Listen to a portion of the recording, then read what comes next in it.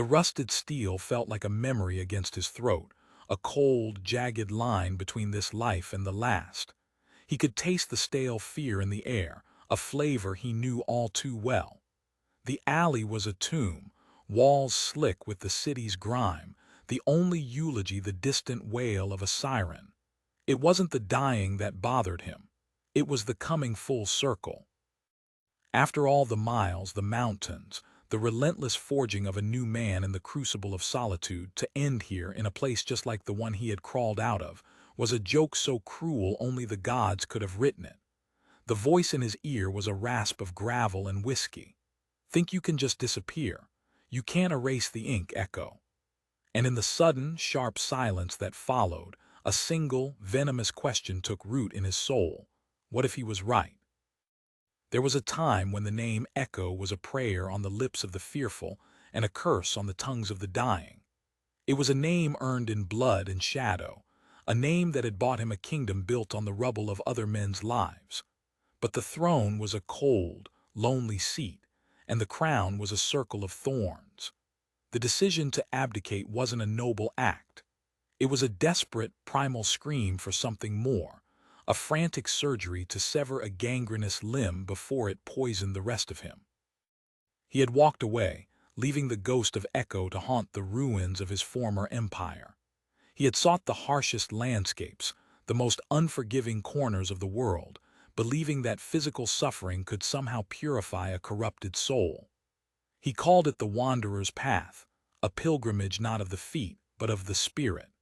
He was hunting for a resilience that wasn't born of brutality, but of something deeper, something quieter, something he wasn't even sure he deserved.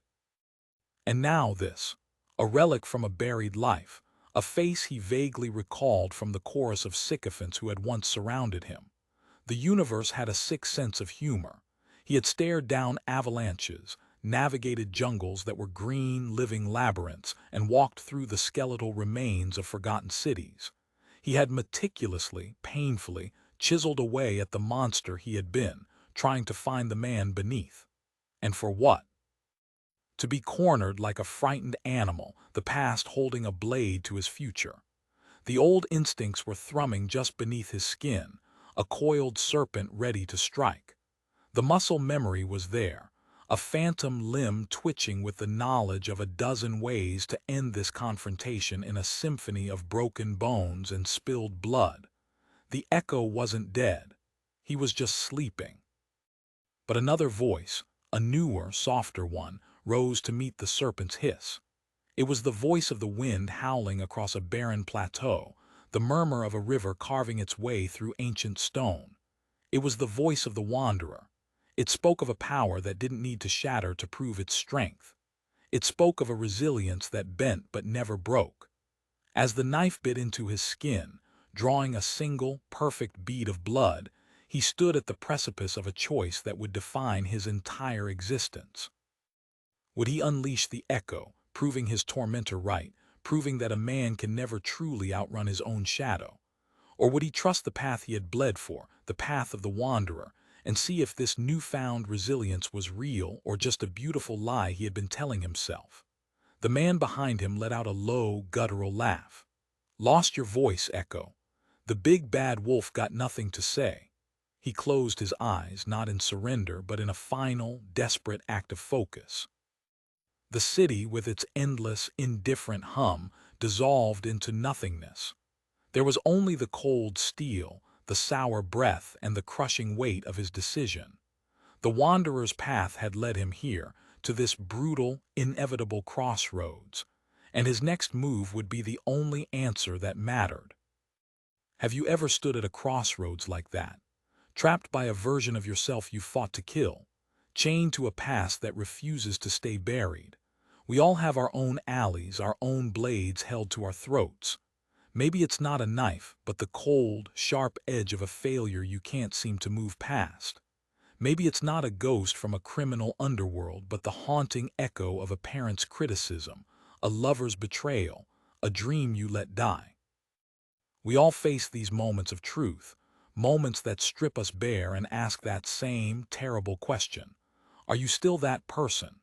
Are you still defined by your weakness, your fear, your mistakes? This journey, this wanderer's path, is not about escaping the person you were. It's about forging a new one from the ashes of the old. It's about building a spirit so resilient that it can hold the weight of your entire history and not even buckle. It's about discovering a power so deep and so quiet that it has nothing to prove.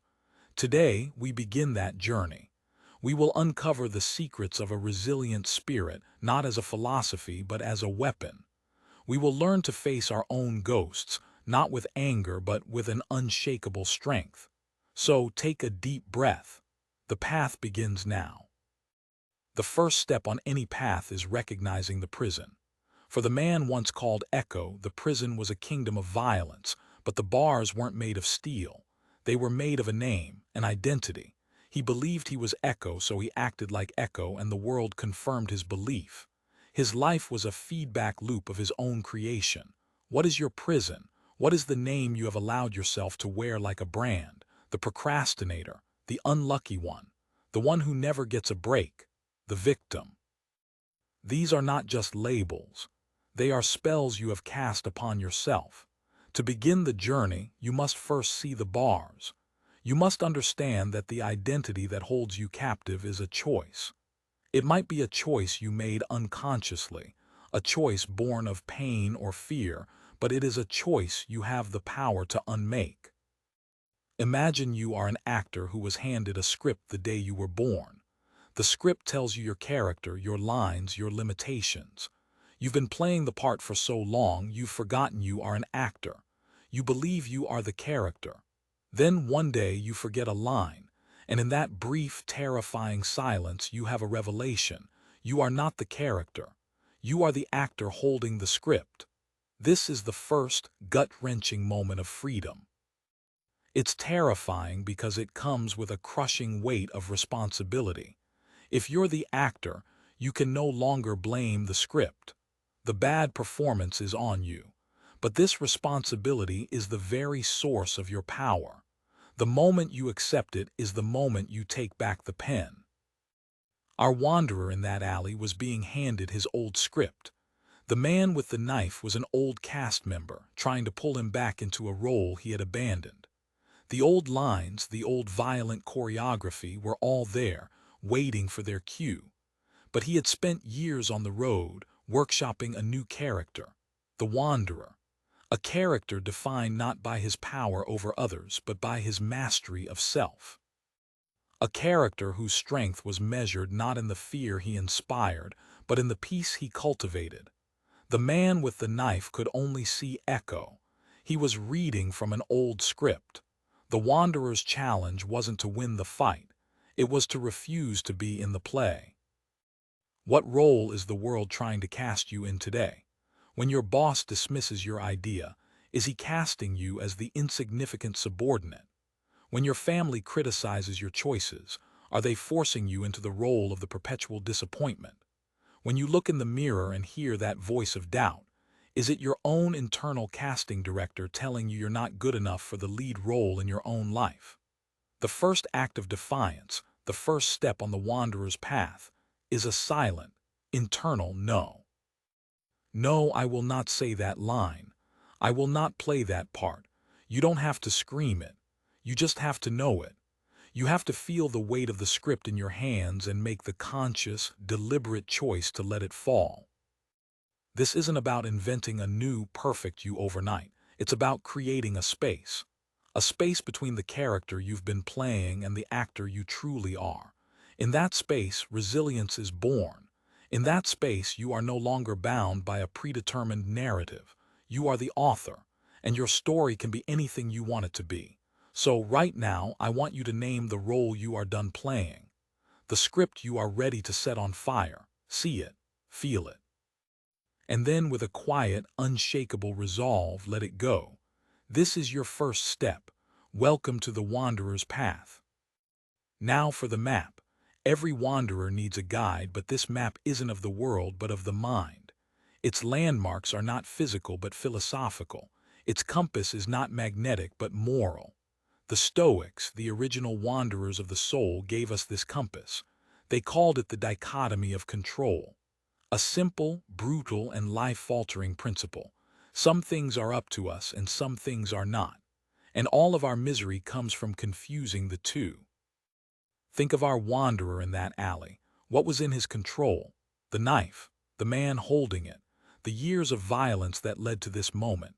No, the only things in his control were his own thoughts, his own judgments, his own actions in this very moment. He could not control the storm, but he could control the rudder of his own ship. This isn't a philosophy of passivity. It's a strategy for war.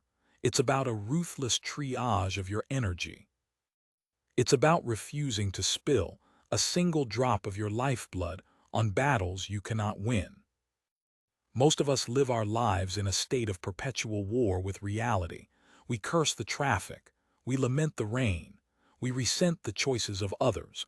We are like a man trying to flatten a mountain with his fists. We end up broken and exhausted, and the mountain remains. The resilient spirit, the spirit of the wanderer, learns the topography of the mountain. It finds the path of least resistance. It understands that all true power is internal. Let's make this real. Think of a problem that is currently weighing you down, a conflict at work, a financial strain, a relationship on the rocks. Now take a mental inventory. Divide the problem into two columns. In one column, list everything that is outside of your control: the economy, your boss's personality, your partner's past, other people's opinions. Be ruthlessly honest. In the other column, list everything that is within your control: your effort, your attitude, your response, the words you choose, your willingness to learn, your integrity. Now look at the two lists. Where have you been investing your energy? If you're like most people, you've been pouring it into the first column, the column of the uncontrollable. You've been trying to punch the mountain. The wanderer's path demands a radical reallocation of resources. You must abandon the first column. Let it go. It is not your fight, it is the weather. It is the terrain. Your entire focus, all your energy, all your will must be directed to the second column. This is your kingdom, the only one you will ever truly rule.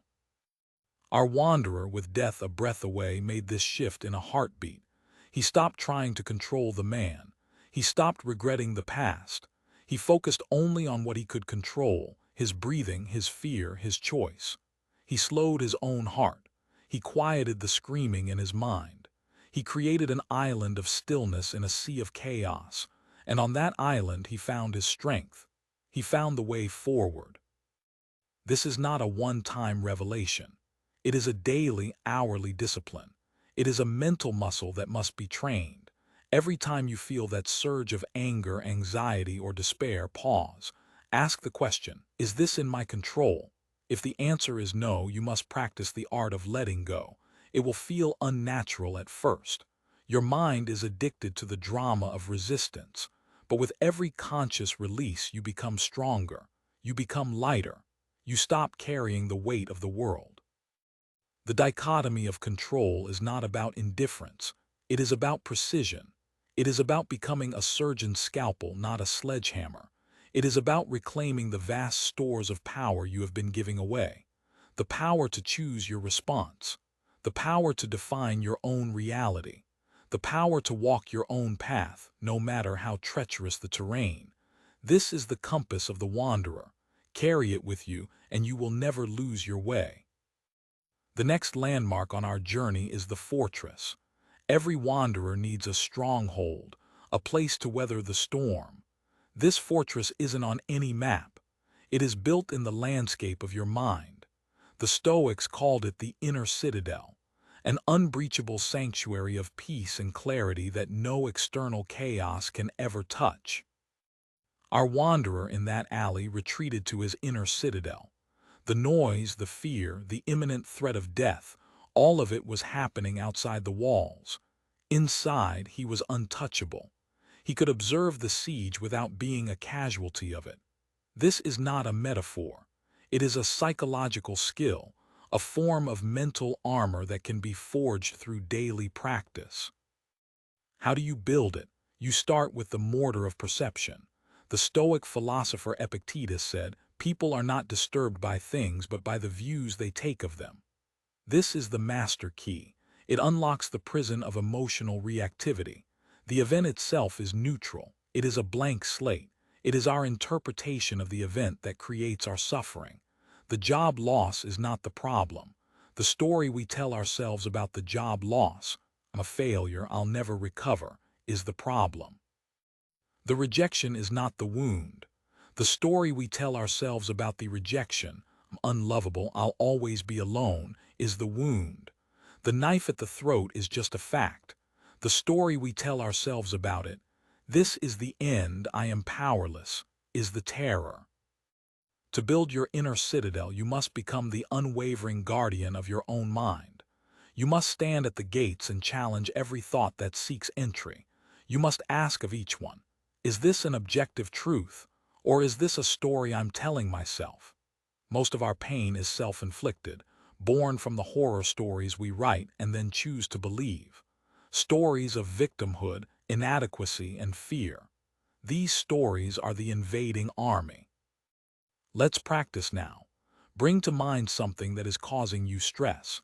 A looming deadline, a difficult conversation, a financial worry. Now dissect it. Separate the objective fact from the subjective story. The fact, "I have a report due on Friday." The story, "I'll never get it done, I'm going to get fired, my life will be ruined." See the difference. The fact is a manageable piece of data. The story is a self-directed disaster movie. The wanderer's discipline is to constantly, ruthlessly, fact-check his own narratives. When the thought, "I'm going to fail," appears, he meets it at the gate. Is that a fact?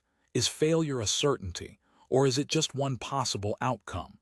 And even if I fail, will my life truly be ruined? Or is that just a story my fear is telling me? This isn't about deluding yourself with positive affirmations. It's about a radical commitment to reality.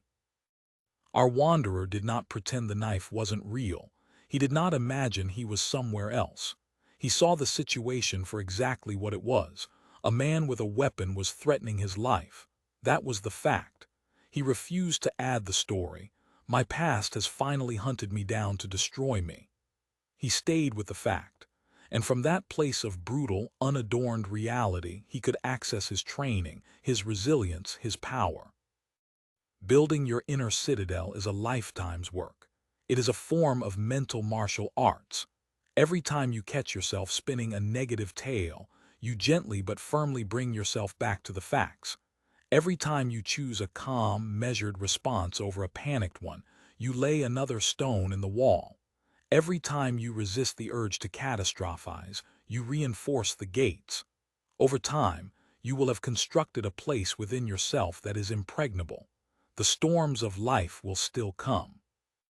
The winds of fortune will still blow, but they will break against your walls while you remain safe, calm, and in command within. This is the inner citadel, the ultimate refuge of the wanderer, the source of a strength the world can neither give nor take away. Now that we have our map and our fortress, we must discuss the fuel for the journey. The wanderer's path is not a gentle stroll. It is a grueling, uphill climb. To walk it, you need more than mere optimism. You need a high-octane, all-weather fuel. You need amber fatty, the love of your fate. This is the most demanding and the most liberating of all the Stoic practices. It is the art of not just accepting, but embracing everything that happens to you as if you had chosen it. It is the ultimate alchemy of the spirit, the ability to transmute pain into power and tragedy into triumph. It is the ability to look at the absolute worst life can throw at you, and to say, with a genuine and ferocious conviction, "Thank you, more please." Nietzsche, a kindred spirit of the wanderer, called this his formula for human greatness. Not to want anything to be different. Not forward, not backward, not in all eternity. Not merely to bear what is necessary, still less conceal it, but to love it. Let's be brutally clear. This is not about enjoying pain. It is not about finding pleasure in loss. It is about the unshakable belief that every event, no matter how devastating, contains a hidden gift. It is an opportunity to grow, a lesson to learn, a chance to forge a more powerful version of yourself. The obstacle is not in the way. The obstacle is the way. Our wanderer in that alley could have seen this as the ultimate cosmic injustice. After everything I've done to change, this is my reward. This is the whine of the victim. This is the mindset of the powerless. The wanderer, practicing amor fati, would have a radically different internal dialogue. So, this is the final exam. The universe is testing me to see if the work was real. This is my chance to prove that the wanderer is not just a costume I wear in the wilderness, but the man I have truly become. This is not a punishment. This is my initiation. Can you feel the tectonic shift in power? In the first mindset, you are a plaything of fate. In the second, you are its partner. You are no longer fighting reality. You are dancing with it.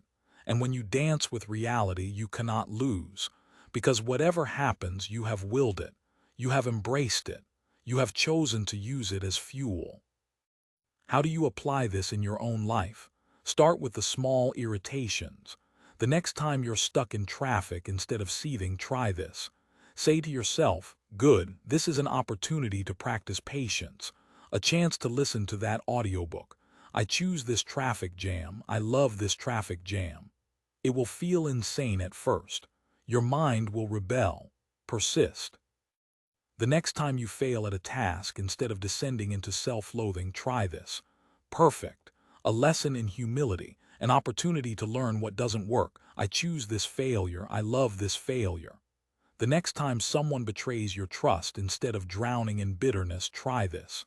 Thank you.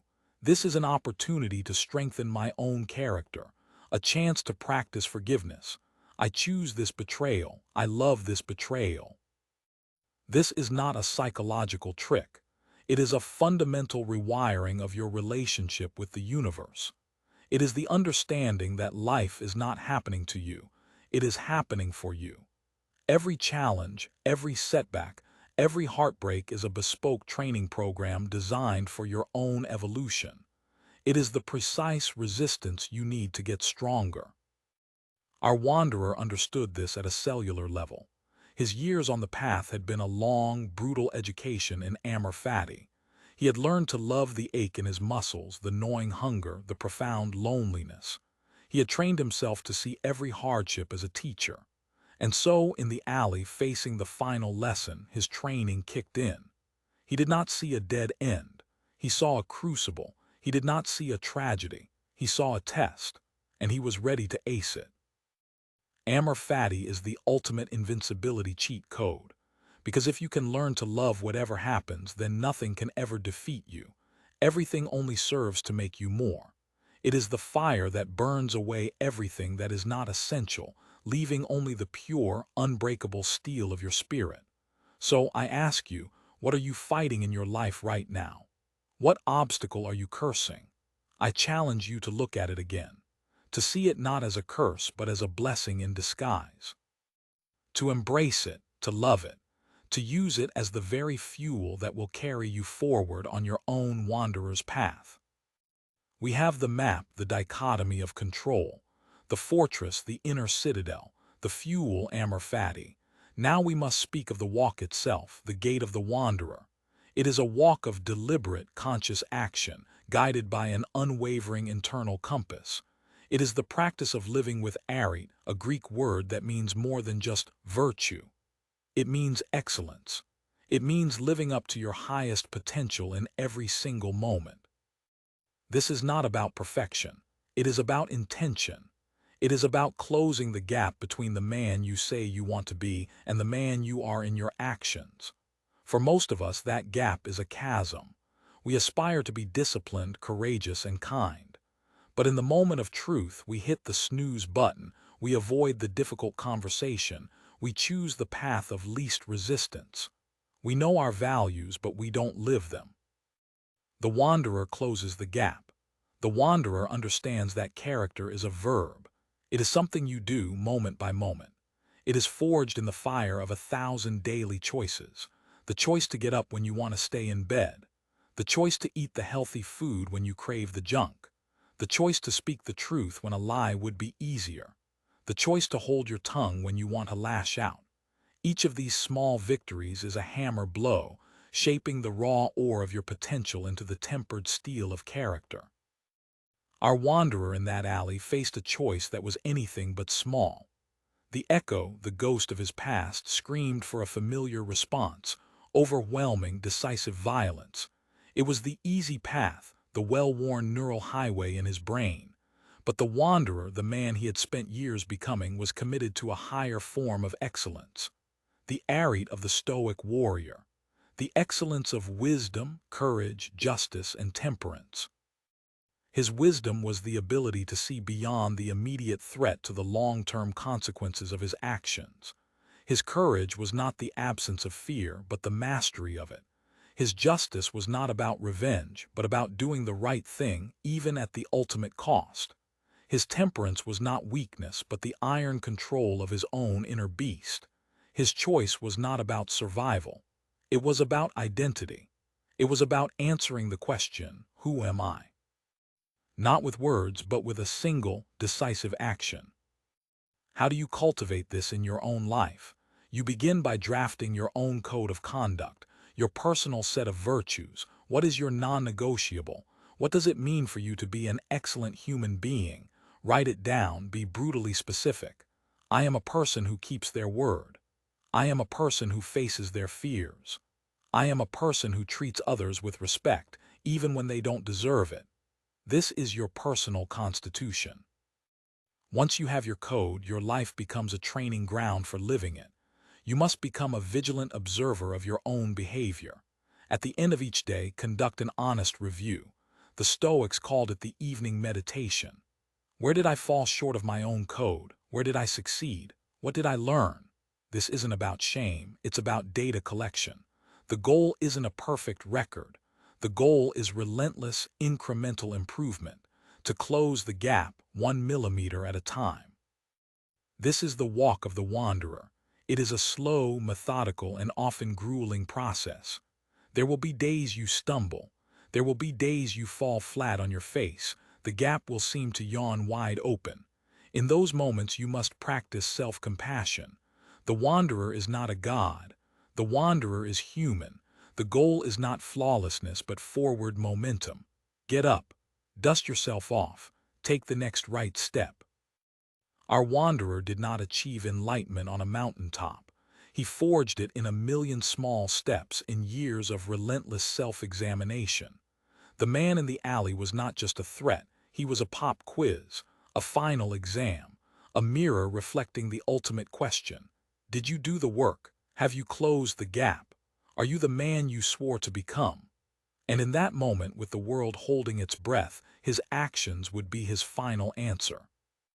This is the challenge that life issues to you every single day. Every interaction, every choice is an opportunity to close the gap, an opportunity to live with arete, an opportunity to walk the wanderer's path. The only question is, will you? Will you do the hard, unglamorous work of building your character, one choice at a time? Or will you live forever in the chasm between the person you could be and the person you are? The choice is yours. And you make it, not once in a lifetime, but in every moment of every day. Let us now speak of the companions on this path. For while the wanderer's path is ultimately a solitary one, we do not walk it in a vacuum. We walk in the company of the great souls who have come before us. The mentors, the guides, the wise ones whose wisdom can light our way. To be a wanderer is to be in a lifelong conversation with the giants of human history. The Stoics had their heroes. Socrates, who chose poison over hypocrisy. Cato, who chose suicide over tyranny. Diogenes, the madman who told Alexander the Great to get out of his sunlight. These were not just historical figures. They were moral exemplars. They were case studies in the art of living a life of principle. The Stoics would constantly ask themselves, what would Socrates do? How would Cato face this? Our wanderer in his years of isolation was never truly alone. He had his books. He had the voices of the philosophers and the poets, the saints and the sages. He had Marcus Aurelius, the Roman emperor, writing in his tent on the battlefields of Germania, struggling to be a good man in a world of chaos. He had Seneca, the statesman, writing with breathtaking clarity about how to live and how to die. He had Epictetus, the crippled slave, who taught that a man could be free even in chains. These were his companions. Their wisdom was his guide. In our age of distraction, we are drowning in information but starving for wisdom. We carry the entire library of human genius in our pockets, yet we fill our minds with the empty calories of social media and mindless entertainment. The wanderer makes a different choice. The wanderer is a ruthless curator of his own mind. He understands that what you feed your mind determines the quality of your life. Your task is to assemble your own personal council of advisors, your own round table of mentors. Who are the men and women, living or dead, who embody the virtues you seek to cultivate? Who are the thinkers who challenge you, the artists who inspire you, the leaders who galvanize you? Seek them out. Read their books, watch their interviews, study their lives, make them your invisible counselors. When you face a dilemma, ask for their input. What would my counsel advise? When you feel your resolve weakening, draw on their strength. How did they endure? When you feel lost, let their wisdom be your North Star. This is not about blind worship. It is about leveraging the collective wisdom of our species. It is about standing on the shoulders of giants. Our wanderer in that alley was not just one man. He was the embodiment of his counsel. He had rehearsed this very moment 1,000 times in his mind, in dialogue with his mentors. He had internalized Seneca's calm acceptance of fate. He had absorbed the unshakable inner freedom of Epictetus. He had channeled the raw, uncompromising courage of Cato. He was not one man against a knife. He was a legion of philosophical warriors, focused into a single point of unyielding will. This power is available to you, but you must choose it. You must do the work of seeking out wisdom. You must be willing to unplug from the noise and tune in to the timeless signal. You must have the humility to learn from those who have walked the path before you. So I ask you, who is on your council? If you cannot name them, then your work begins today. Find one book, one thinker, one hero who resonates with your soul and go deep. Wrestle with their ideas. Let them challenge you. Let them change you. The wanderer's path can be a lonely road, but you never have to walk it alone. The greatest minds in history are waiting for your call. All you have to do is pick up the phone. We have spoken of the internal world of the wanderer, but the path is not walked in isolation. It is walked in the world among other people, and our relationship with those people is a core part of the practice. The Stoics called this the discipline of action, guided by the principle of sympathia, the profound understanding that we are all part of one living, interconnected whole. We are all fragments of a single organism.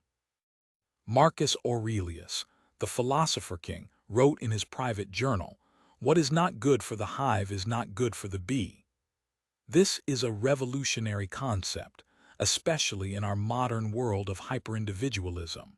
It suggests that our own well-being is inseparable from the well-being of the whole. It transforms our interactions from a competitive game into a collaborative project. This does not mean you become a passive doormat. It does not mean you neglect your own needs. It means you see the spark of shared humanity in every person you encounter, even those who act as your adversaries. It means you treat everyone with a baseline of dignity and respect, not because of who they are, but because of who you are. A citizen of the cosmos with a duty to your fellow citizens. Let us return to our wanderer in the alley. The man with the knife was his enemy, but in the larger view of sympathia, he was also his brother, a lost, broken, and suffering member of the human family, acting out of his own pain and ignorance. From the unassailable fortress of his inner citadel, the wanderer could see this. He could feel a sliver of compassion for his own attacker. This is the black belt of the Stoic practice: to find the humanity in your enemy, to understand that their harmful actions spring not from pure evil, but from a profound ignorance of their own good. As Socrates taught, no one does wrong willingly. People do what they believe in their own twisted way is right. They are like a sick person who infects others. The proper response is not hatred, but pity and a firm, protective quarantine. This perspective is a superpower. It extinguishes the fires of anger and resentment.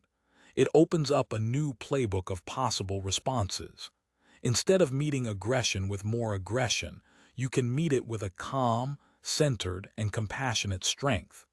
You can defend yourself. You can establish boundaries, but you can do so without the corrosive poison of hate in your own heart. How do you practice this in the trenches of daily life?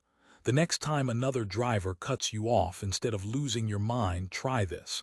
Say to yourself, perhaps they are in a rush for a reason I cannot see. I hope they get there safely. The next time a coworker undermines you, instead of plotting revenge, try this. They must be deeply insecure to act this way. I will not let their weakness become my own. This is not easy. It is perhaps the most difficult work there is. It requires you to override millennia of tribal programming. But it is the only path to true and lasting peace. When you no longer see the world as a battlefield of us versus them, but as a hospital filled with struggling, flawed human beings, you are finally free. You are no longer a puppet whose emotional strings are pulled by the random actions of others. You are the master of your own inner world. Our wanderer in that alley was the master of his world. He saw the man with the knife not as a monster, but as a man making a tragic error, and this insight gave him a clarity and a power that would have been impossible if he were blinded by rage. He wasn't just fighting for his body. He was fighting for his soul. He was fighting for the principle of sympathia, for the radical belief that even in the darkest of alleys, our shared humanity is a light that can never be fully extinguished. This is the social contract of the wanderer: to act for the good of the hive, to treat every person as a kinsman, to see the world not as it is, but as it could be. It is a high and difficult standard, but it is the standard to which we must hold ourselves if we are to be worthy of the name human. The wanderer walks his path, not apart from the world, but as a vital and contributing part of it, and that changes everything. Finally, we must confront the final companion on the wanderer's path, the shadow that walks beside us from our first breath to our last: death. The Stoics were not morbid obsessives. They were profound realists. They understood that life is a temporary gift, and that the constant awareness of our own mortality is the secret to living with urgency, purpose, and gratitude. The practice of memento mori, remember that you will die, is not a death cult. It is a life cult. It is a call to arms, a command to live fully, deeply, and authentically before our time runs out. The thought of death is a great clarifying fire. It burns away all the trivialities. It forces you to confront the ultimate question: what truly matters? In the face of your own extinction, the pursuit of fame, fortune, and fleeting pleasure is revealed for the hollow distraction it is. All that remains is the quality of your character, the depth of your love, and the legacy of your actions.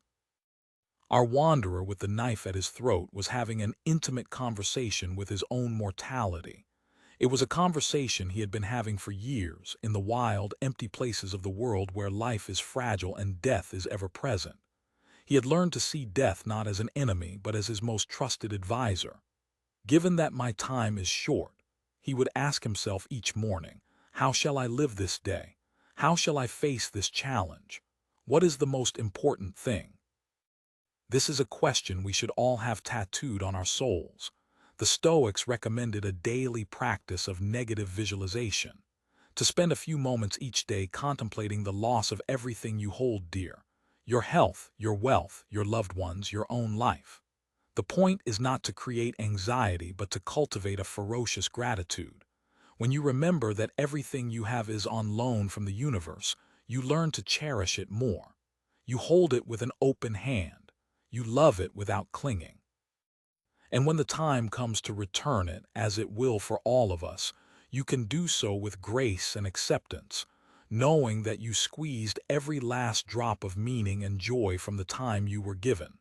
You can say, as Epictetus advised, "I am not losing it, I am giving it back." This perspective is the wellspring of true courage. If you are no longer afraid of the ultimate loss, what is there left to fear? You become free, free to speak your truth, free to live your values, free to act with uncompromising integrity. You are no longer a slave to the fear of what you might lose. Our wanderer in the alley was not without fear. He was human, but his fear did not own him. He had practiced for this. He had made his peace with his own finitude, and therefore he was free. Free to act from his principles, not his panic. Free to choose the death of the wanderer over a life lived as the echo. This is the final secret of the wanderer's path, to live every day as if it were your last. Not with morbid despair, but with a joyful, vibrant urgency.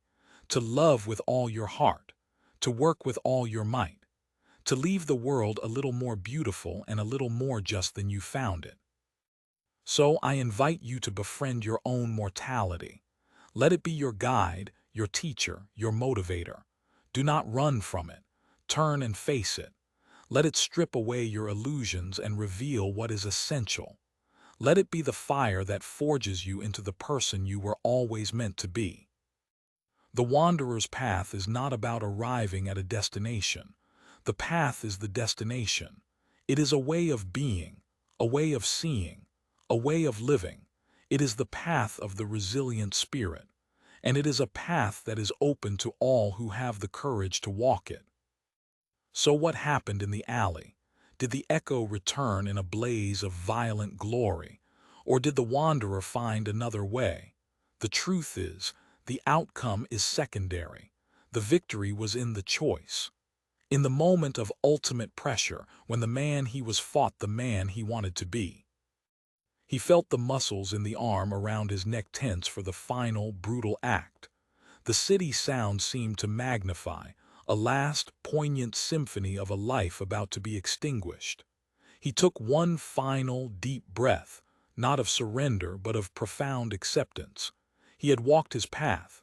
He had become his own man. He would die as that man. And then he spoke. His voice was not the guttural growl of the echo, but the quiet, steady tone of the wanderer. "I forgive you," he said. The two words hung in the fetid air, an impossible, alien sound.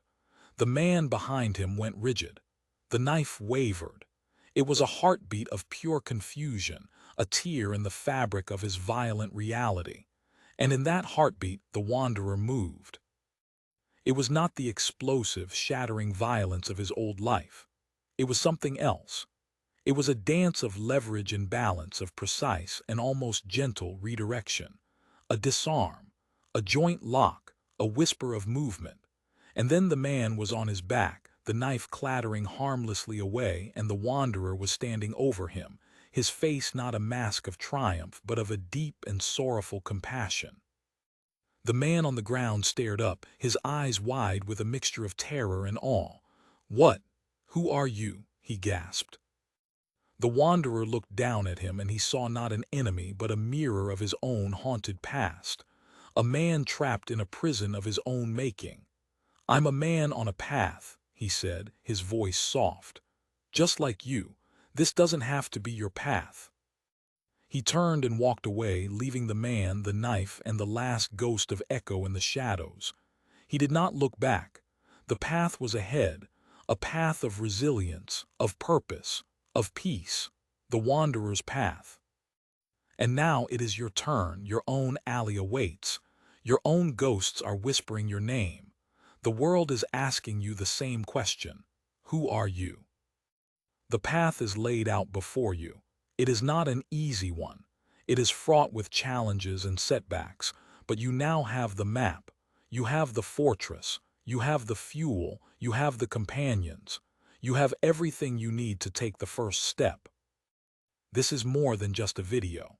It is a call to adventure, an invitation to step onto your own wanderer's path and begin the great work of forging your own resilient spirit. And we want to be your fellow travelers. Share your story in the comments below. Tell us about the prison you are breaking free from. Tell us about the code you are choosing to live by. Tell us about your own alley of decision. Let us build a community of wanderers, a fellowship of souls committed to this path. And if this message has resonated in the deepest parts of you, if you are ready to continue this journey, then subscribe to this channel. We are the MidQuest Chronicles, and we are dedicated to exploring the ancient wisdom and modern science of building an unbreakable mind and an unconquerable spirit. The longest journey begins with a single step. You have already taken it by being here, by listening, by allowing a new possibility to take root in your mind. Now, it is time to take the next one. The path is waiting. Your resilient spirit is waiting to be born.